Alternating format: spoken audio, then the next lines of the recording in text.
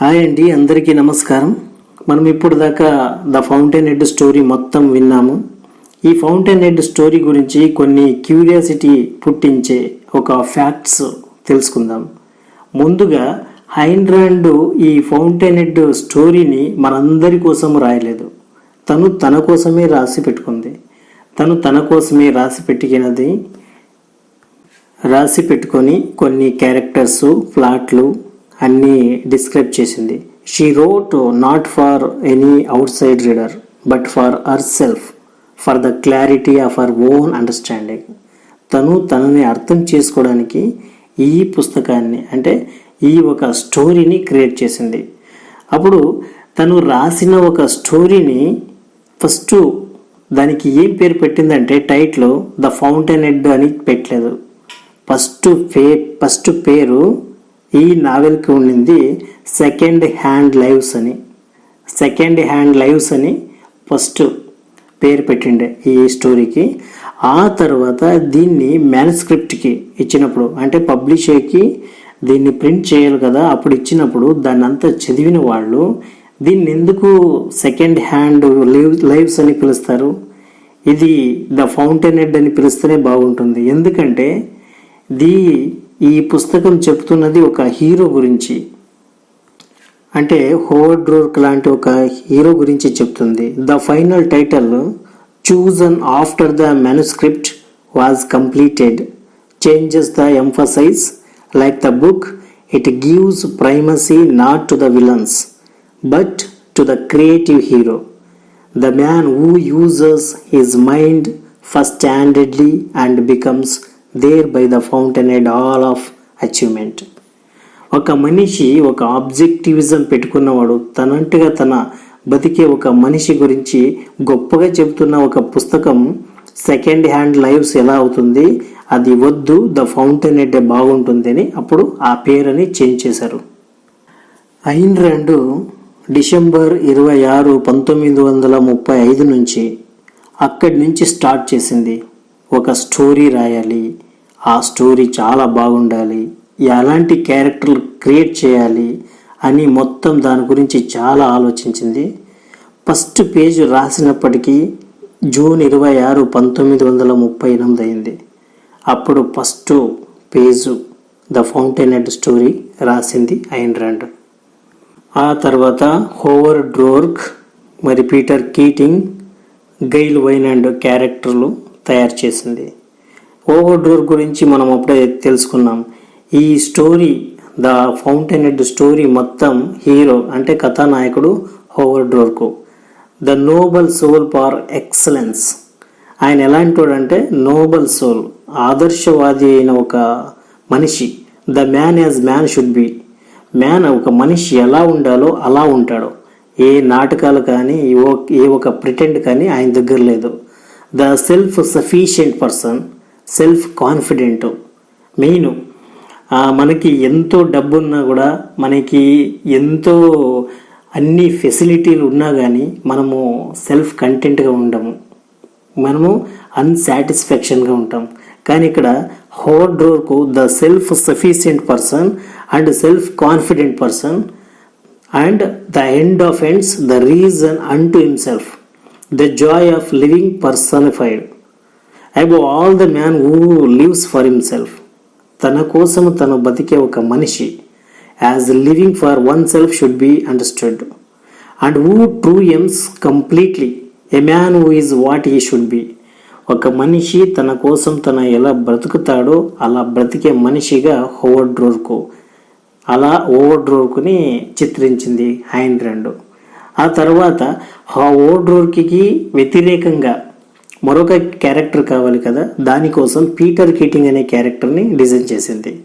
Peter Keating character ఎలా ఉంటుందంటే the exact opposite of Howard రోర్క్కి వ్యతిరేకంగా. And everything a man should not be. ఒక మనిషి ఎలా ఉండకూడదో అలా ఉంటాడు. ఒక మనిషి స్వేచ్ఛగా తనకిష్టం వచ్చినట్టుగా బతుకుతాడు, అది హోవర్డ్ రోర్క్ ఎగ్జాంపుల్. ఒక మనిషి తనకిష్టం వచ్చిన తను అలా బ్రతకలేకపోతాడు కదా, అది Peter Keating character. A perfect example of A selfless man who is a ruthless unprincipled, egotist in the accepted meaning of the word.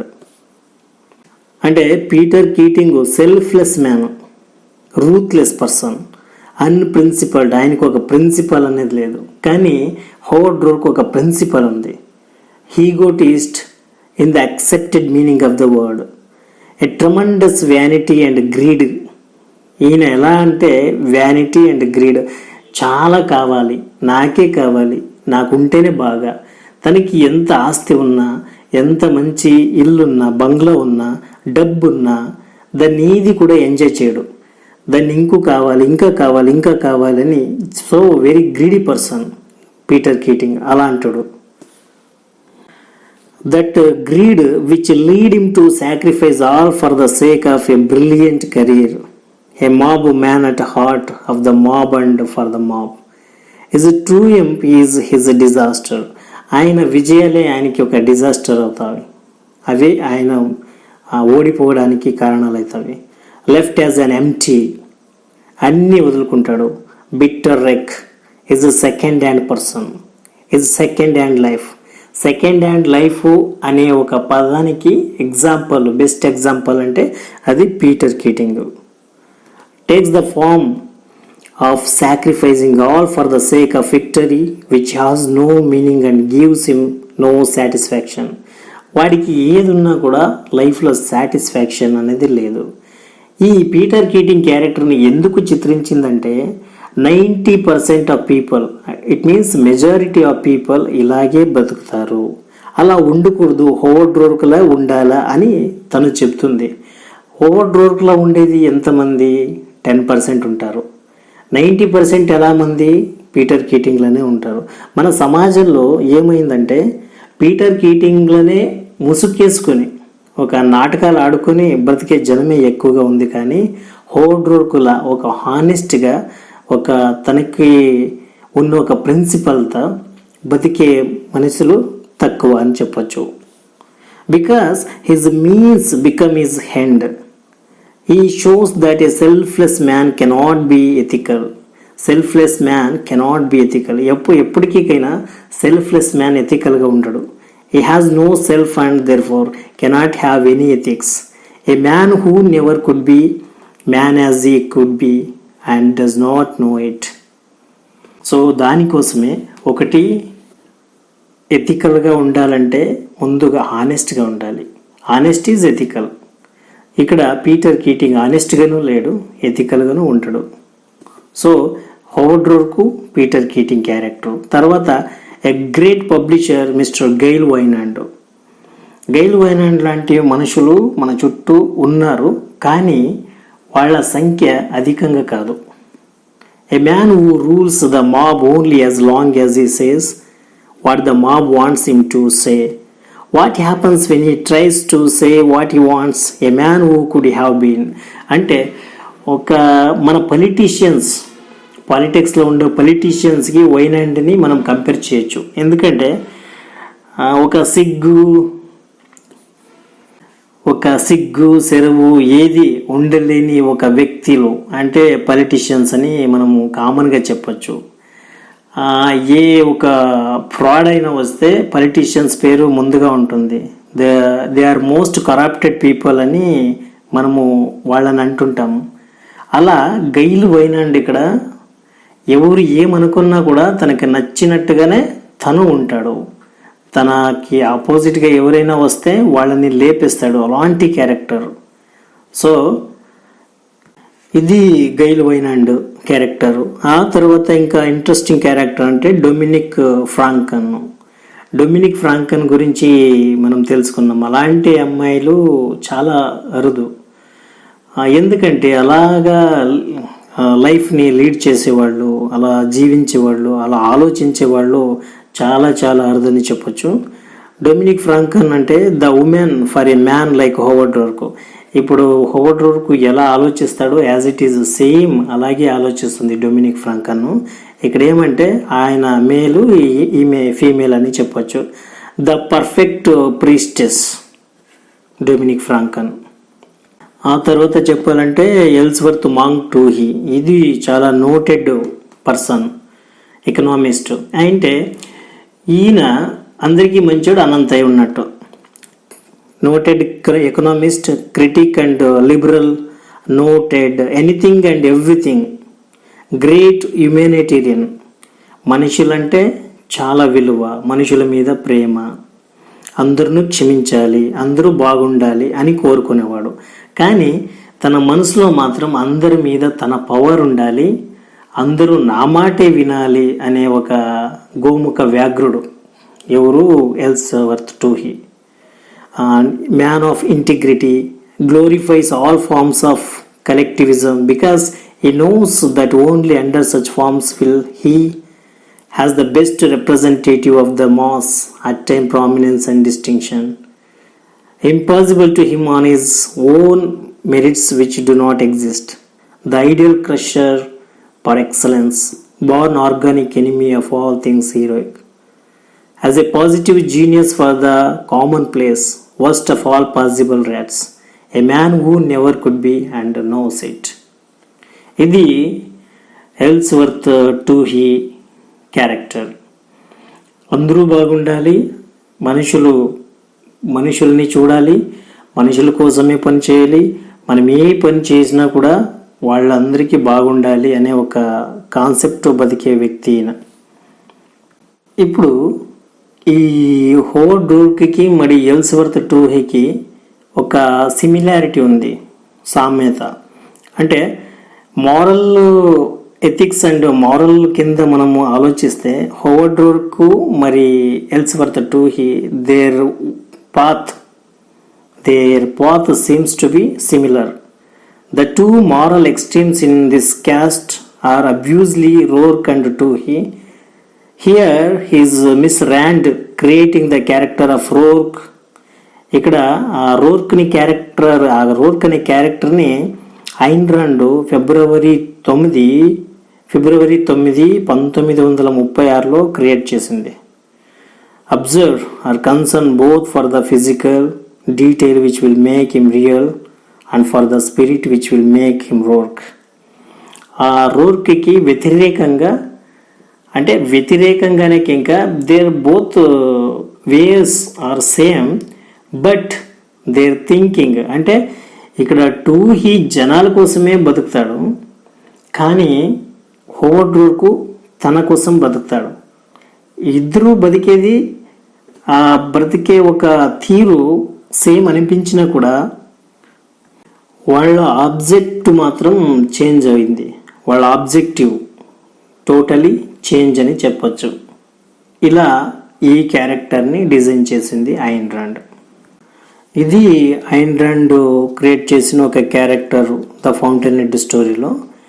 ఆ తర్వాత ఫౌంటైన్ హెడ్ స్టోరీలో ఉన్న ఒక ఆబ్జెక్టివిజం గురించి తెలుసుకుంటే ప్రముఖంగా ఒక 4 సూత్రాలు మీకు చెప్తాను. ఆబ్జెక్టివిజం అంటే ఏంటి అని బ్రీఫ్గా ఆబ్జెక్టివిజం అంటే ఏంటి అని ఐన్ రాండ్ ఎలా చెప్పిందంటే ఒక 4 సూత్రాలు చెప్పింది.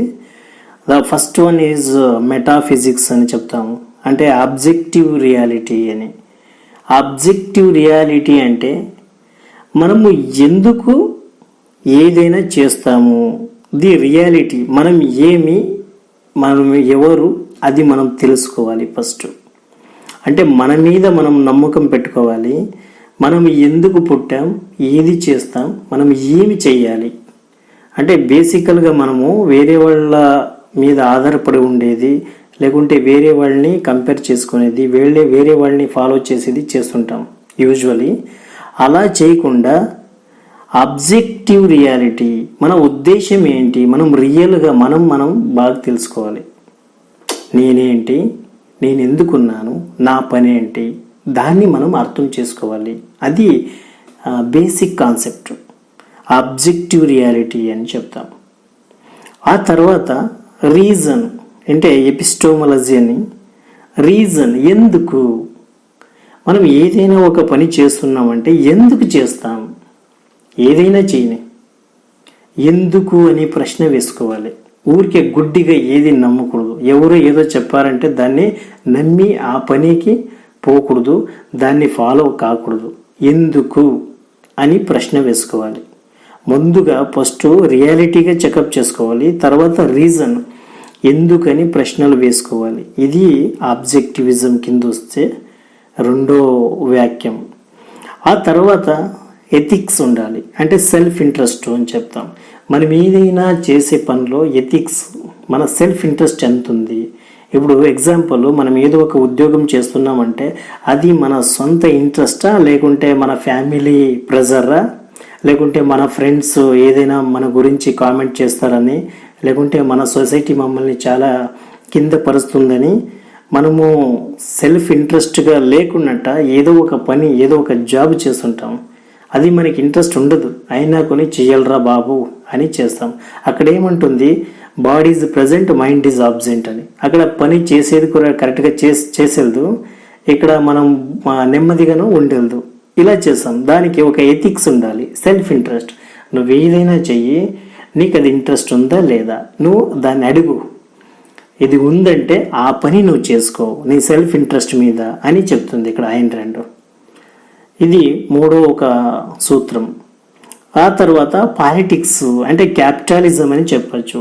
క్యాపిటలిజం అంటే ఏంటి, ఏదైనా ఒక పని చేసినప్పుడు మనకి ఏం లాభం వస్తుంది, నువ్వు ఏదైనా పని చేయి, నీకు లాభం లేకుండా ఏ పని చేయకపోవద్దు అని చెప్పే ఒక మాట. అంటే ఇంకోసారి చెప్తాను, 4 సూత్రాలు ఇక్కడ చెప్తుంది. ఒకటి రియాలిటీ అంటే ఆబ్జెక్టివ్ రియాలిటీ. ఆబ్జెక్టివ్ రియాలిటీ అంటే చెప్పాను, మనము ఎందుకు ఉన్నాము, ఏం చేయాలనుకున్నాము, మన మీద మనకి ఎంత కాన్ఫిడెంట్ ఉంది, మనం అంటే ఏంటి ముందుగా మనం అర్థం చేసుకోవాలి. అదొకటి first point.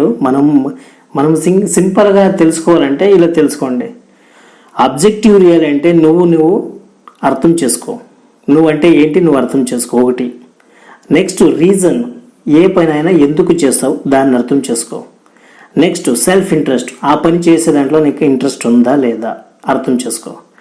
Next 4th one capitalism, ఆ పని చేసే దీనికి నీకు వచ్చే లాభాలు ఏంటి దాన్ని అర్థం చేసుకో. ఇలా ఈ 4 సూత్రాలను ఐన్ రండ్ చెప్పింది. ఇది మనం బ్రీఫ్గా ఐన్ రండ్ ఫిలాసఫీ ఆబ్జెక్టివిజం అని చెప్పొచ్చు.